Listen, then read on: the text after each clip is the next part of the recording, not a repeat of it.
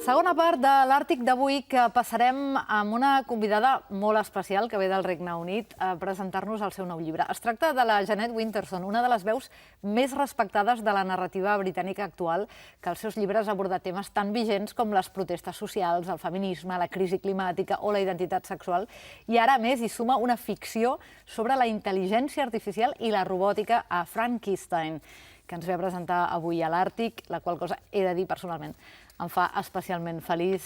Jeanette, hello, good night, welcome. Thank you, hello. I'm very glad that you're here in Àrtic. Welcome to Barcelona. Welcome to the Barcelona television, BTV.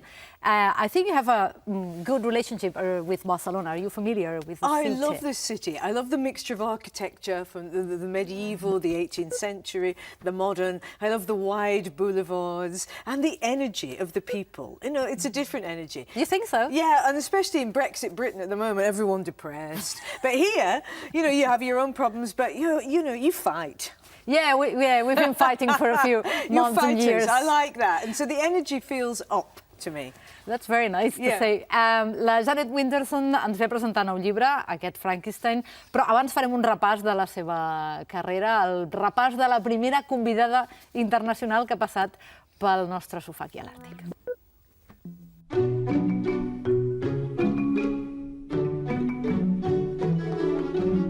L'escriptora anglesa Jeanette Winterson va descobrir de ben jove que la defensa dels ideals és una tasca àrdua i constant. Va ser als 16 anys quan la seva mare adoptiva li va dir que triés entre la seva família i la seva sexualitat, i la Jeanette va marxar de casa.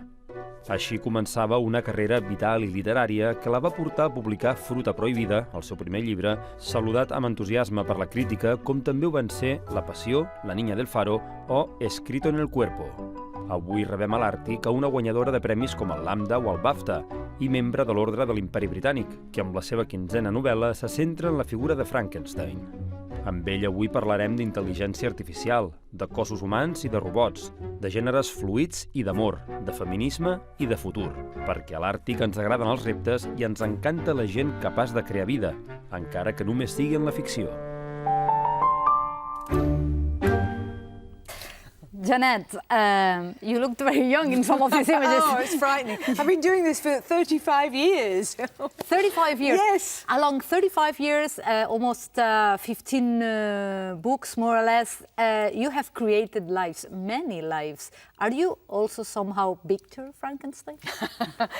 Yeah, I think all writers are creators of new forms and new worlds. And that's why in the novel Frankenstein, there is a character who cannot die because he says to Mary Shelley, "You created me. I've never lived and I can't die." Because characters in novels, they live forever. You know, many of our best friends come from the 18th century, the 15th century, and we feel that they are with us now in the present. Yeah, there's something about the book about the responsibility of creating. You know, creating life is a great responsibility, but creating fiction is also a great responsibility, right? It is. I mean, women know this very much because we bring life into the world and we look after that new life in a completely different way to the way men look after new life. So we understand that when you create something, it doesn't stop there. You look after it. And one of the frightening things about Mary Shelley's story is that Victor Frankenstein does not take care of his creation.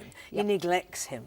Yeah, the novel brings together, we have to explain that, the world of Mary Shelley. She wrote Frankenstein in the 19th century, and contemporary doctors, like dealing with artificial intelligence and robotics. Do you think that somehow are we repeating Mary Shelley's mistakes? Or Mary Shelley's men who created a monster and made a mistake of not taking care of him? Yes, she had a vision 200 years ago. She was only 18 when she wrote Frankenstein. It's extraordinary, this young woman. Her life was very intense, compact, but she had a vision that we would one day share the planet with self-created life forms. And 200 years later, that is what we are doing. Not from the body parts from the graveyard, but the zeros and ones of code. And she knew it. And it's taken 200 years for her ideas now to come home to us. And so we should look at that book and learn from it.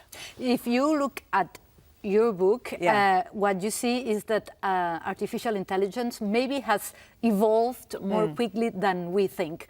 Should we be, I don't know, afraid of the future? No, we shouldn't be afraid of the future because we make the future. You know, the future comes out of the present. Right now, all artificial intelligence, it's really data and statistics. Artificial intelligence cannot reason. It cannot think the way that we do. When that happens, it's over for Homo sapiens because it will be cleverer than us. But right now, it's still a tool. The change happens when artificial intelligence is no longer a tool, but an independent life form. But then if you think about Victor Stein or Ron Lord, the characters, maybe you think, if future is in their hands, maybe things are not going well. You know, we always have the wrong guys in charge of the future. Right. And usually they are guys. I mean, how did Donald Trump get in the White House? So it's really important, you know, that women are part of this future. You know, in Mary Shelley's book and now, women are not involved. If you look at the whole of the number of people working in tech and AI, only 20% are female. Yeah, it's bad. So the last 100 years of gains for women, you know, now we are everywhere, that could disappear. And I say to women, we have a problem, you know, and you need to know we've got a problem. We've got to get into computing, get into coding, get into the arguments about ethics and machine learning. Otherwise, the future for us, gone. Look, we said that Mary Shelley was somehow a visionary, if you want. Yes. But I was thinking, you've written along your history about fake news on the internet, Sure. in the Power Book, about gender identity already, written on the body, climate crisis, and the stone gods, many years before they became key social issues. Are you a visionary yourself too? Oh, I'm like the canary in the coal mine. Maybe you know, that's the job of the writer. You smell gas and you say, hey, there's a problem. There's going to be a problem. There's going to be a problem. Yeah, look, I have time to think and to look at the world. And that's a great privilege. Most people are too busy just living their lives doing their job. Anybody who has time to stand back and think has a duty to say, look, this is what I've noticed. And so it's what I'm trying to do now. I'm trying to say, the world is changing rapidly, and the two biggest things right now are climate breakdown and artificial intelligence. That will shape our future, nothing else. There's also a thing about gender identity, which is key to this book too. Yeah. For example, Written on the Body, the narrator's sex is unspecified. True. In Frankenstein, gender identity is also a key issue. As you see it, is identity always provisional, let's say? I think it is. It's felt so to me. You know, at birth we are male or female. Maybe we change that later. But we often feel very confined by those roles. Women in particular don't want to behave in the stereotyped way. So we have to make our own identities. And I've always, as you say, used that in my work. That's why I'm Written on the Body. We don't know if the narrator's male or female, because I wanted the reader to think, well, how do I respond if I don't know? Because always we respond according to the gender of somebody. Yeah, a woman walks in, a man walks in, we respond differently. Exactly. So we find here transgender Dr. Ray Shelley, who meets Victor Stein, scientist, working on what we can call accelerated evolution. Yes. There's not only, let's say, philosophical interest, but also sexual interest. And I'd say there's love, or can we talk about fear of love, which is something that's also present in many of your fiction. You're absolutely right, because the opposite of love is not hatred, it's fear.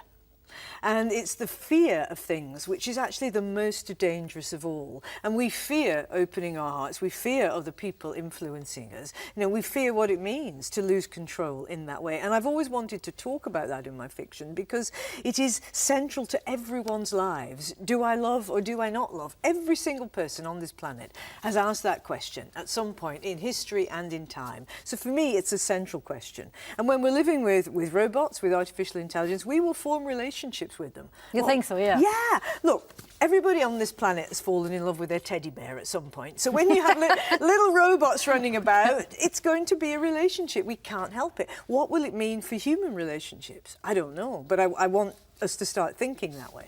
Yeah, all this disquisition about death, consciousness, and spirituality that there's in this book, in this Frankenstein, do they come with age more and more like profound and intense?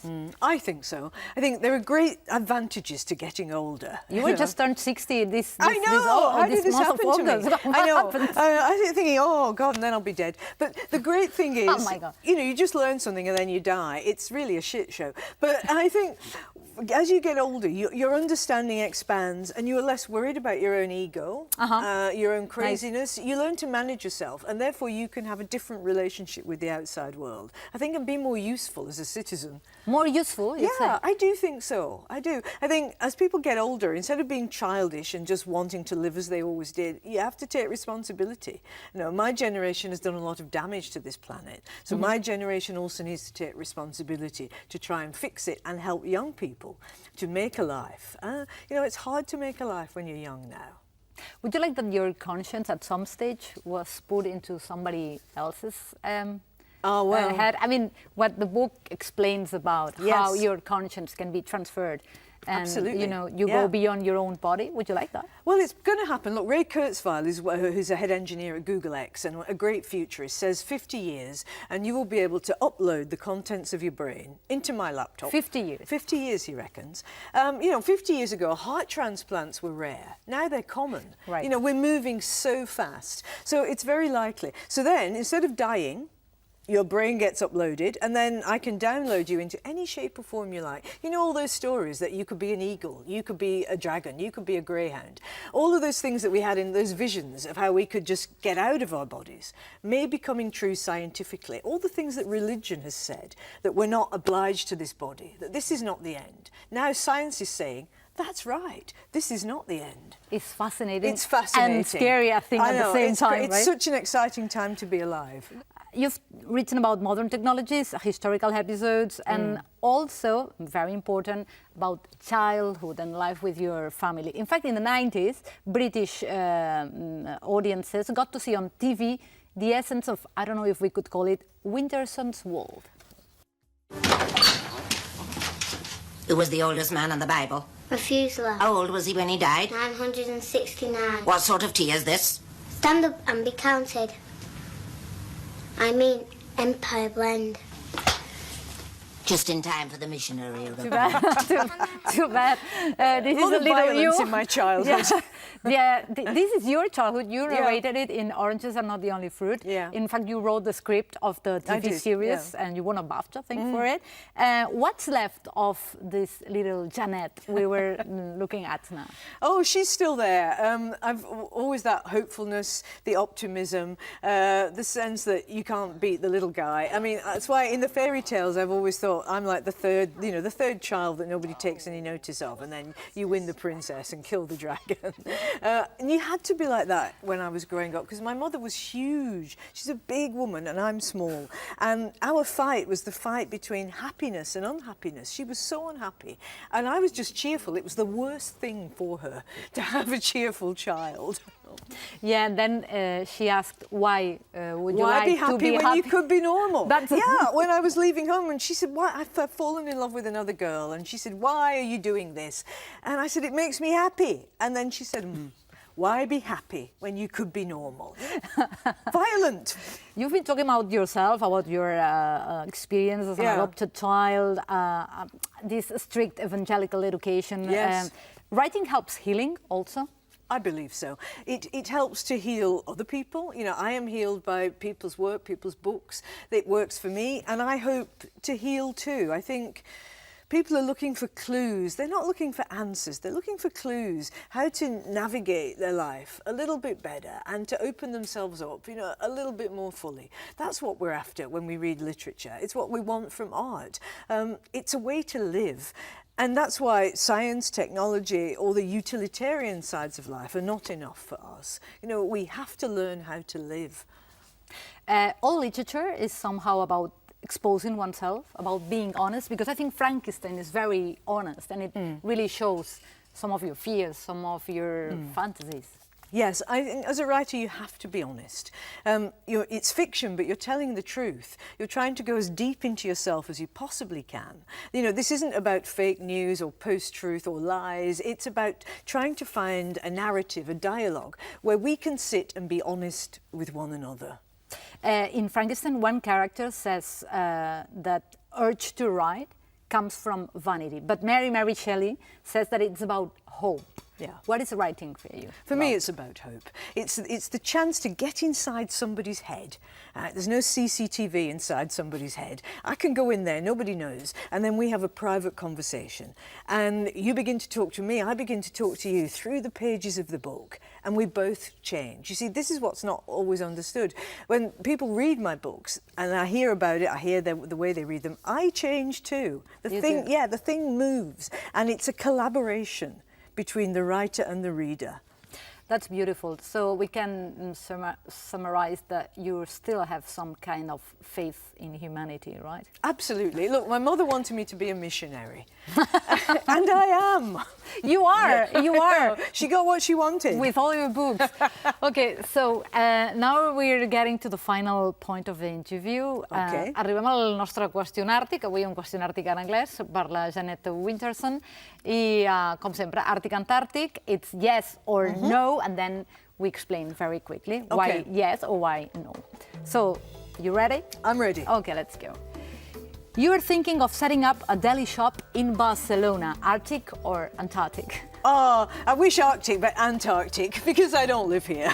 But you had a deli shop in London, right? Yes, and I ran it for 20 years. In Spitalfields. In Spitalfields, and then we have this thing in England called the business rates, a sort of taxi pay. Right. And it went from £8,000 to £43,000. And I could not do this. Well, deli shops here are not going through their best moment also. I know. We have to keep little shops because it's real life.